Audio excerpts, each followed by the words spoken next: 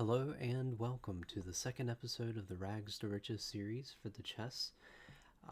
Today we'll be playing against Juan. He's rated 400, and we're just going to try and expand on some of the concepts that we talked about on the first episode of piece continuity, of what each attack out of the opening is supposed to achieve, and when one of us makes a move, we'll try and discuss what that piece is now attacking, what the goal of moving each piece is, and we'll try and go more into depth about all of that stuff.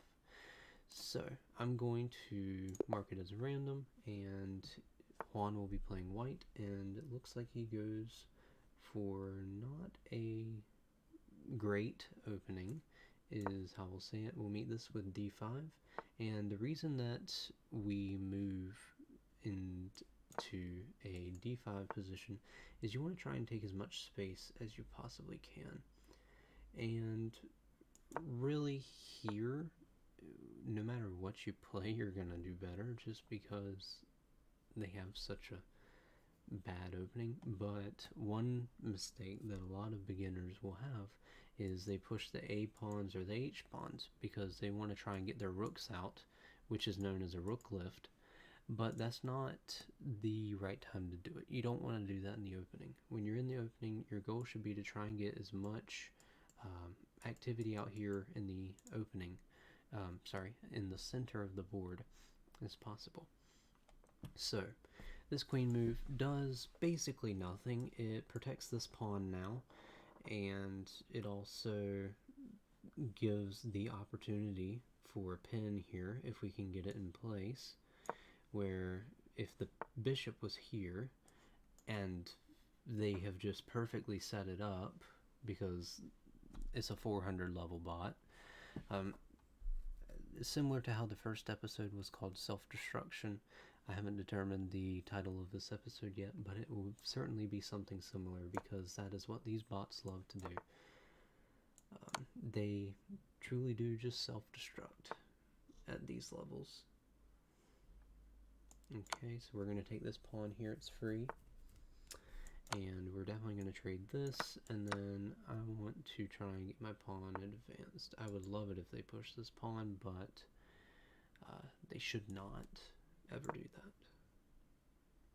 So the goal of moving this knight here is to take this pawn here. This king has to move, and now we get the rook. And okay, so I was going to pre-move that because I didn't trust the knight to make any smart decisions. So really what I'm doing here, I apologize if I'm going a little bit quick, but it's not really anything game breaking. Really, it's just being able to look at the whole board and see when you have an attack. So right now, when I've pushed this knight here, I see that I'm attacking this pawn and this knight.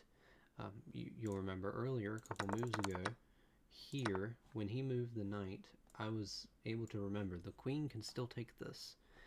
And that's one thing that's very important that a lot of beginners will not remember, is that piece goes the entire way. You need to watch all of your diagonals. So for example, if I were to push this pawn and have this bishop on b7, then this bishop could have full range here. And so that's one thing that you need to be very careful of, is watching your opponent's pieces to make sure that you aren't accidentally putting yourself into a situation where you can just absolutely be creamed through. So what we're going to do here is I'm going to push this so that they have to go there, and then I'm going to check them. The reason that I wasn't worried, by the way, here to push this pawn instead of running away my queen somewhere is because I'm giving them a check, and the object that is giving them the check is this bishop here, not this queen, so they can't take the queen. So now what I can do is I can come here and checkmate, and this is checkmate because they can't block anyway here, and they can't escape here. This rook can't come out, and that is the power of this long diagonal. where you're able to control your opponent's movements while they can't really get to you. This rook would have to go through a lot of effort in order to make it to this bishop.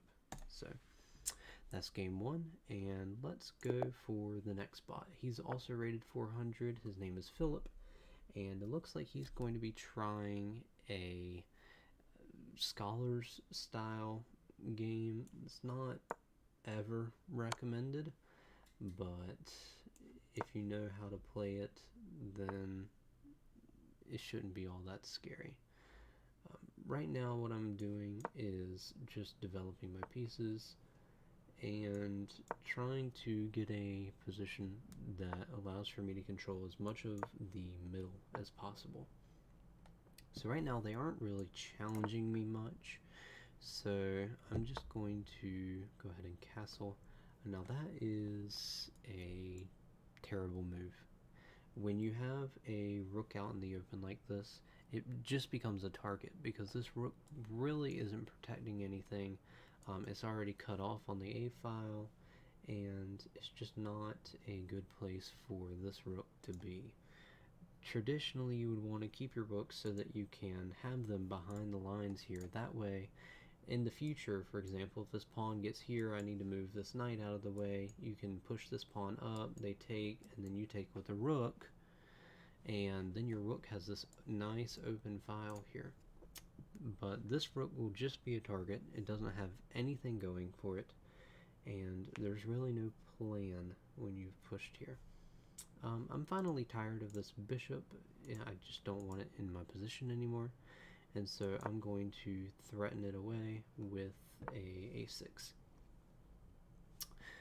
So this is just hanging of a piece. That's going to hang a piece, but the computer is not smart enough to punish me. Just to point out what I mean there, here when I took this piece, they shouldn't have moved the rook here. They should have taken with the queen. And while you could argue that that wouldn't be super safe because I can start taking with the knight, you're under threat, it is just a free piece.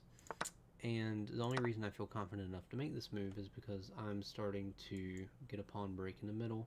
If they did take with the queen, then I would be more than happy to take this, and I'm going to do that now in this position anyways. Here, this is a wonderful example of what I was talking about with the rooks. I want them to take here because then I can take with that pawn, and my rook has an open file. And the more space that your piece has, the happier it is. So, I am going to wait for them to decide that they want to make that mistake. Okay. And they did end up doing that. Now, one thing that you will see here is that this knight here is under attack, and it's protected by the knight, the queen, and the pawn. So that is not a target that is worth our time. However, we can do something called pinning. So we don't necessarily need to take this knight yet. What we can do instead is make sure that this knight can't move, because otherwise the queen would be taken. So it's almost like you've taken the knight, but you're temporarily disabling it, because if it were to move, you would get a lot more value than just the knight. So they just took this pawn here with their rook, and that's just a mistake. There is no logic behind that. And the reason that I know it's a mistake, and I'm also going to take the queen like I just talked about, the reason I know it's a mistake is because I'm checking for something called captures, checks, and attacks. So a check would be anything that I can use to basically check the king. Right now there is nothing that would let me do that, and so I'm working on getting something that would let me do that. This is a pretty useless position, truthfully. This is checkmate in 2, and I can explain why, because if you move the bishop here, this bishop moves, and then you take, and then king can't move here because the rook can't move here because of the rook can't move here because of this bishop, and can't move here because of the bishop, which is protected by the knight. So that would be checkmate.